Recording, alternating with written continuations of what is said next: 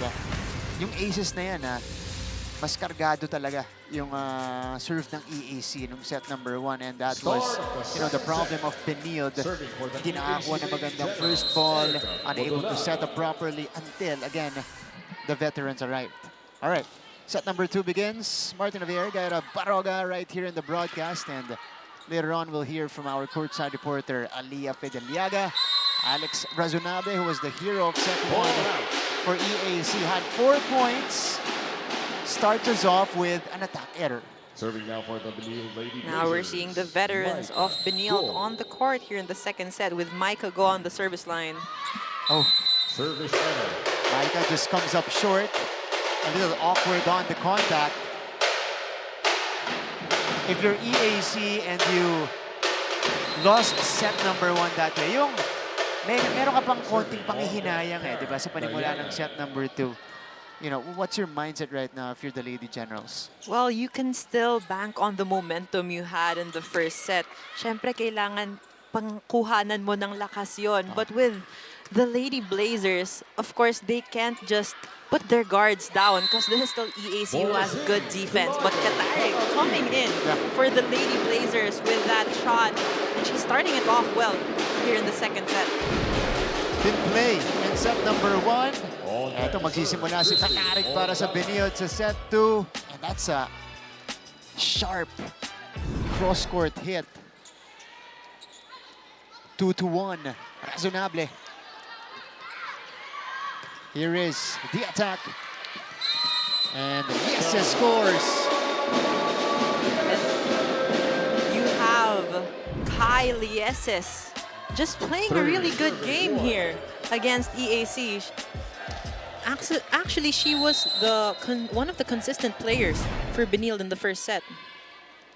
3-1. Ooh. Oh. Good dig by Micah. Nice intention. Maganda lang depensa ng Benilde. Here's the pop-up again. Basarte. Combination play for Katarik. What a play. Basarte going to Katarig in that A-quick by Nolasco and tres play from Katarig. And I love that full commitment decoy of Zam Nolasco. It's like the ball was actually going to her. Yeah. Good first ball. Razonable from behind. Katarig. Ito na ang EAC. Villena sends it across. Mikes. Gagawa ng paraan na lang. And Fermento. Ooh, Villena is denied by Nolasco. And this is what we love about Benilde, the confidence of their middle blockers, especially Zam Nolasco with that single block. Yeah. 5 serving 1. That was 1v1 at the net. Middle versus middle. Nolasco winning the battle. Backside. Nope.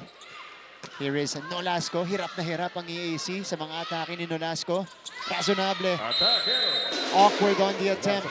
And what we have been seeing with EAC in this match is nahihirapan sila pag matataas yung bola or from misreceives yung binibigay sa kanila. So this is something that they have to work on, especially going against the defending champions. Ay, masyado malakas yung serve ni Christy Ondangan. But again, if you're facing the Lady Blazers, expectation mo na napapahirapan ka nila sa first ball. Now serving for the Lady Generals. This is Jaja Villena, one of the vets of this team. Now a veteran before she was, of course, part of the young core. Combi play na naman. Ito, kapos lang para kay Lieses. So EAC cuts into the lead. Not fully letting go in the early moments of set 2 as Lieses commits the attack error.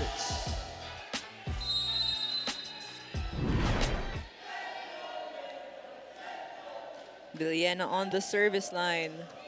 Good dig. Katarig! Wow! And this Well, she was waiting in the wings for a long time. Now that she's one of the seniors, she's just Serving taking now the for the reins for her team. Lido.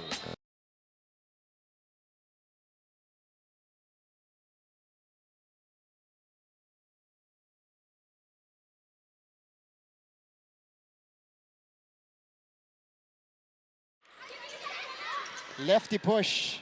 Doesn't work. Back row hit. Diretso kay Maika go. We're seeing better defense from Benilde. Yes, off the hands of the blocker. So Good Benilde conversion.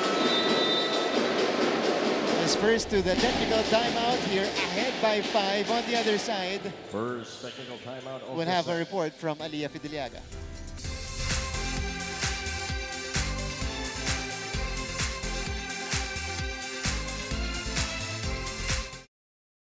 Nabuo ang samahan ng NCAA at GMA noong 2020 sa kasagsagan ng COVID-19 pandemic kung kailan pinagbawal lahat ng face-to-face events. Ngunit kung ang ibang mga liga ay nagkansela ng kanilang mga season, itinuloy pa rin ang NCAA Season 96 Rise Up Stronger. Online, ginawa ang halos lahat ng mga sports events kasama na ang opening ceremony. Nagkaroon din ng virtual chess at taekwondo tournament. Kayo sa NCAA Season 100 Women's Volleyball Tournament. Ito ang laban sa pagitan ng De La Salle College of St. Benilde Lady Blazers at Emilio Aguinaldo College Lady Generals. Martin and Gyra, the ladies, and Green and White are determined to put in the work to start another winning streak to carve out a legacy of their own. After the slow start, the pressure is definitely rising. Ang bilin ng coaching staff sa TAF squad ay to stick to their system, show more maturity in their game, and take it 1 point at a time. As they look to secure the second set, let's see if they can transform pressure into fire to ignite the game and maintain their momentum. Balik sa inyo, Martin and Gyra. Maraming salamat. That's Aliyah Fideliaga, our courtside reporter, with a report from the side of the defending champions. At ganito naman lagi nakikita natin sa Benilde. You know, we see them struggle in some sets. Pero yung mga set pagkatapos nun, they usually dominate teams. It's the bounce back right after that. And that's expected from the defending champions. Again, they're still very much in the game and they can still win. You have Basarte as their main setter. Second point in this match.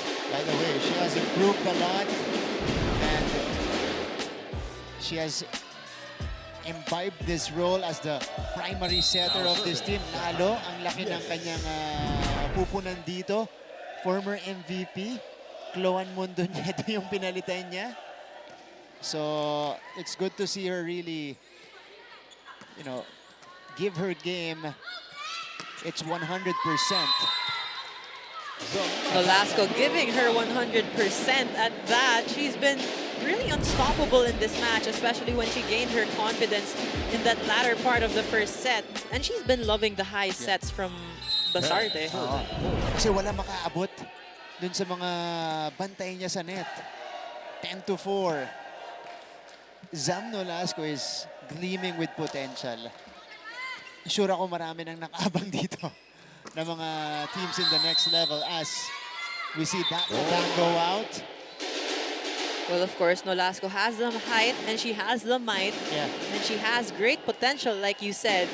But we still want to see more of Zam Nolasco. And it's rare because she has coordination as well. Rare yun, lalo na kapag ganyan kabangkad. She's moving very comfortably.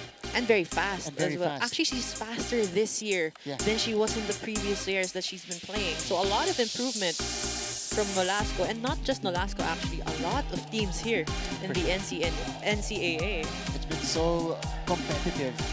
And again, this second round will be unpredictable. Nung isang araw, tinalo po ng LPU ang Perpetual. And EAC, of course, came up with another surprise by beating Mapua in straight sets. So again, second round is, you know, the twist in the season. With, syempre, yung mga teams na to, nakaharap mo na. You now have the tape. You can look at the plays they're running in the game at saan sila usually pumupunta at ano yung rhythm nila sa laro. So now coming in, teams are better prepared for you. Pero ganun ka rin sa kanila. Definitely. And also, now that we have a second round, ito yung chance na bumawi, not only physically, but emotionally din ng players. Because coming in, syempre, they want to prove more of what they did in the first round. In the previous seasons, we only had one round. Here, in the 100th season, may chance silang mag-peak. They have chance to have better conditioning, strength and conditioning systems as well. Trainings, rather. Precisely. All right, let's see if there's a touch. Meron ba? Hold on. Sige, padaanin natin yung bola. Parang wala. That looks too far for it to be a block touch. Yeah. So that was clean. No block touch. Challenge unsuccessful. Benilde The wins the point. Generals have Unsuccessful one challenge left for challenge this set. by Coach Rod. So ito na. Lady Blazers Score is establishing their 11-4 biggest in lead. favor of Benilde. 11-4. And Yeses is on deck to serve. Ooh! Sending that one straight to the net. So, yung mga challenge, you know, again, challenges or Serving for EAC. stoppages, Formento. yan, madalas parang disguised yan na timeout eh. A chance Minsan for, napuputol yung yes. momentum, lumalamig yung mga player. Also a chance na bumulong yung mga Oo, coaches. pwede. I-regroup nila yung team. Uy! Micah, go! Micah go! Able to score. And EAC is just unraveling here in set number 2. This is very far from how they performed in the first. On deck to serve. As Max Velasco. scores right here. And Micah, I'm really excited for her to be back here in the NCAA full-time because she was struggling in the previous seasons kasi nga she came from an injury. So right now, we hope to see her in her perfect form. That's former NCAA MVP Micah go as Diana finally scores for the Lady Generals. Ito, and Formento with a back set right here. And they need more of that. Serving now for EAC. But talking about Micah go, Magalona. won the MVP before, is a great all-around player, especially defensively, no? She's just, well, the perfect player to have on your team. Yeah. Oh, binigay kay Baroga. Yun nga lang. Binitawan ko na nga kasi Binitawan. baka makuha pa ni Chine eh.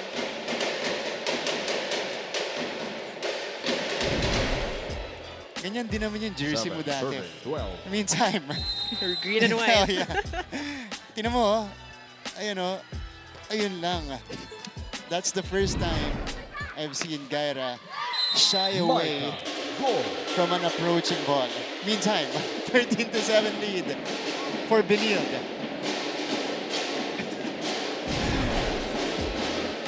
This is Serving now for the the Lady setup. Blazers. Micah go. Basarte. Wow. Cut shot, targeting, and finding an opening. And we've been seeing a lot of sharp serves Yeah. coming from Benilde in this second set as well. Katarig. Oh, sent back by Villena. Go again. Siya na yung pinupuntahan dito ni Basarte. Back row hit. Doesn't work. They go to Katarig who had no choice but to make that push. Villena, nadaplisan lang. 1-2 play. Wow. Ondangan, very alert with that ball. Christy Ondangan. And that's the 1-2 play that you can't stop. 14 Kasi ang tangkad nung gumawa, tapos ang lakas pa nung pagkakapalo. Ooh, this one went to the net. Good reflexes coming from Formento. Pero buhay pa to. They tried the combination, wasn't able to execute. Katarig. This time they choose Bodonal. She gets the check. Yes, she does. EAC trying to climb up here in the scores, but Benilde just trying to keep them at bay. Number 9 and 8 to 14. Aya Dancing is in for Katarig. to serve. Bodonal. This is such a deep lineup. Imagine, ang nagpapalitan si Katarig tsaka si Tensing. You don't know who to choose. Oo, parehas pahirap pigilan. Running hit for Ondangan. One more time for Christie. Nandun si Budonal. Manalona, or that's Diana rather, with a clean hit. Diana, and earlier we've been seeing a lot of down-the-line attacks, but look at her powering through those blockers with a cross-court attack. Recognizing that the blockers were just a second late on that convergence. So, Podonal unleashing, ay, good serve. Good save by Basarte. Yeah. Drop ball. Higagana. That's a chance now for EAC. Here's the setup for Mento. They go back to Diana, who finally scores. Ito na ang EAC Lady Generals. And a timeout for the CSB Lady Blazers. Diana bringing EAC back Timeout here. by the Lady Blazers. Okay. So Coach Jerry, you know, just giving out the instructions right here para hindi mabitawan to ng Lady Blazers. But Diana is playing well here in set 2 and is gaining more and more confidence. Well, we've actually been seeing how Razonable was gonna be the best scorer for EAC, but Diana is just pitching in for her team and powering through, leading talaga. Every person in EAC has been a leader. 10 serving 40. I wanna see yung kilala yung katabi ni Coach Jerry doon. Former Lady Blazer, Corinne Apostol. I wanna see her head the timeout. Oh, Densing. Bumalik sa side ng Benilde. Ooh, Miscommunication. Dorog sends it over. This is the two-handed push. Good dive save. by Dorog. Micah, go! Wow! Micah go with a swipe to the down-the-line area, but you also have to commend Jessa Dorog. Last year, she was a captain. And also this year, she's playing as libero from an outside hitter position. Number 14, Estoque for number Swiss 3. Army knife player talaga to. Micah, go. Let's commend that Serving hit. for the It Lady was, Blazers. Goal. you know, she was looking right. And then, yung attempt niya, pakaliwa, pa down the line. Grabe pa yung spin ng bola. Kitang-kita mo na a veteran player talaga itong si Micah Go. Oh! Answered by a down-the-line hit as well by Diana.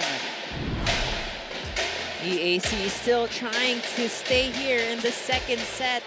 But Diana, I've been seeing in this match, parang favorite Diana spot niya talaga and favorite hits niya ang down the line, which is yet to be read by the Benilde Lady Blazers. Tsaka yung lihis na yun, ano? Oh. Densing will try. Here's the back set. Wewe Estoque gets that. Here's Estoque, leading scorer for Benilde this year. Winning. That's her first point. Estoque. And she will send us to the second technical timeout. They are ahead by 5.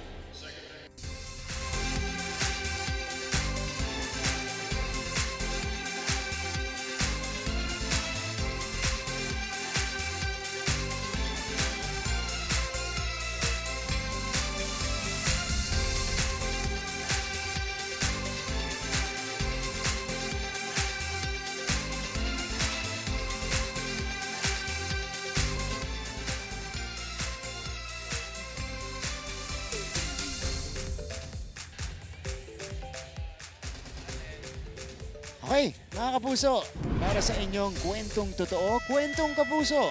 Sumali na sa U-Scoop Plus Facebook group at i-share ang inyong mga larawan at video.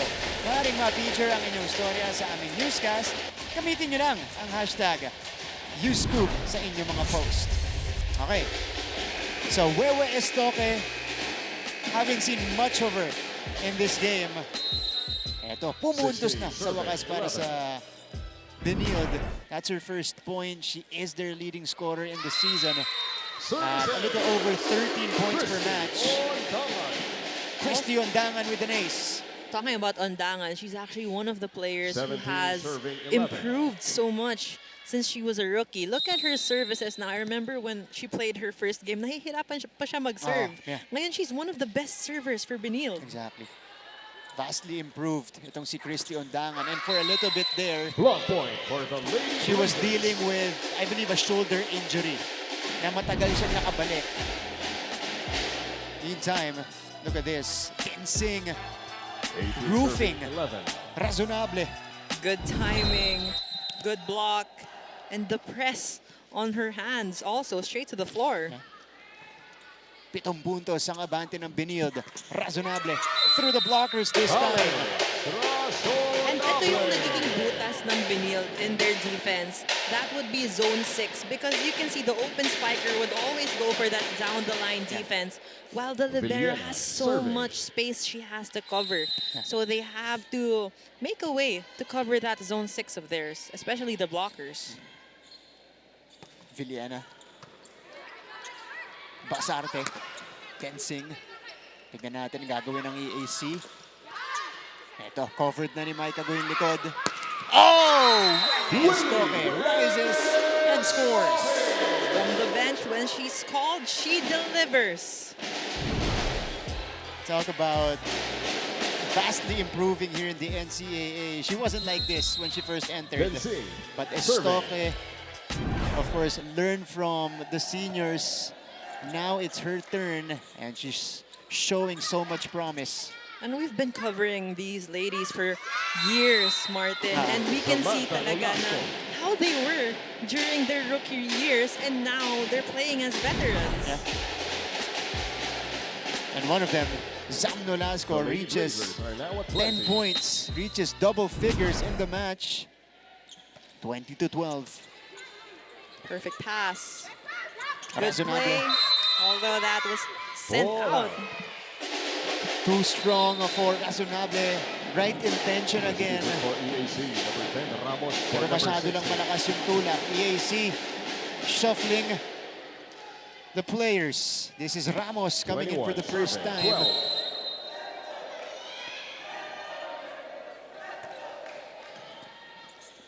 That's a good pass. Back attack doesn't work.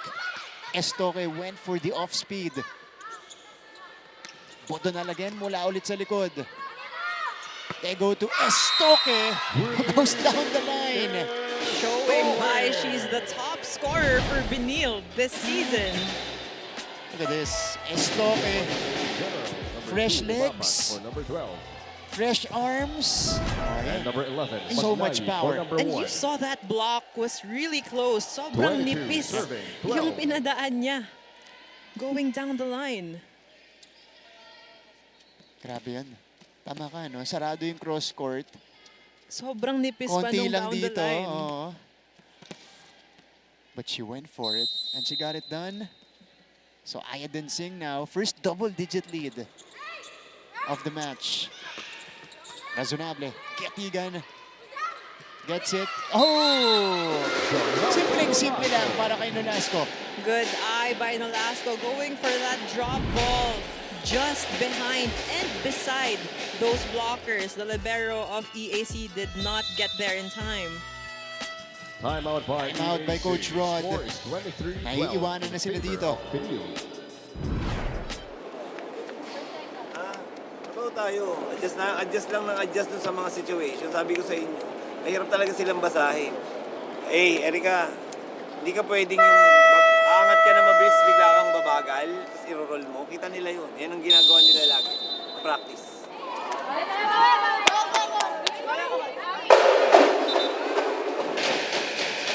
Good timeout by Coach Rod. Also instructing one of his players na hindi pwede yung mabilis yung approach mo, mabilis yung backswing mo, tas bigla kang babagal because that is very easy to read. So you need to have a better technique when doing that, especially Benilde. They're veteran players. They've been through a lot as well as defending champions. Nakikita rin nila, nababasa nila yung mga movement nitong EAC. That's right.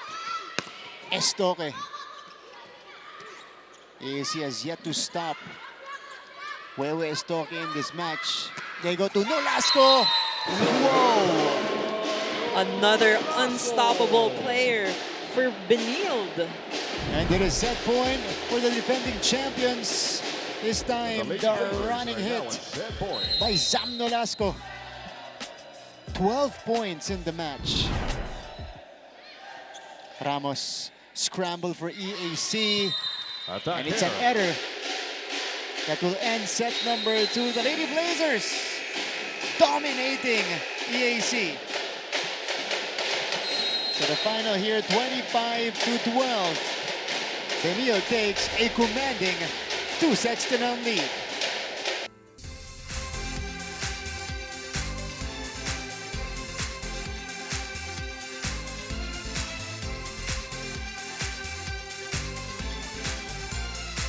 Alam niyo ba na meron ding kapuso stars ang nag-aral sa NCAA schools? Ilan sa mga ito ay sina Yasser Marta na naging team B ng San Sebastian bago lumipat sa LPU. Si Anthony Rosaldo naman ay galing sa Arellano at si Rocco Nasino na naging Mr. Mapua pa.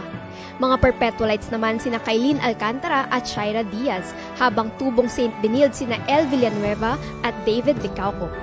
Proud Bedans naman sina Sofia Ceneron, Christopher Martin at Andre Paras. At syempre, ang kapuso primetime king na si Dingdong Dantes ay galing San Beda at naging miyembro pa nga ng cheering squad nito. Yan ang NCAA sa siglo I. Alam nyo ba?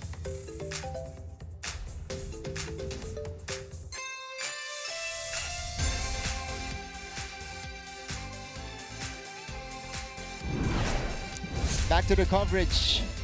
And Benilde just went back to business.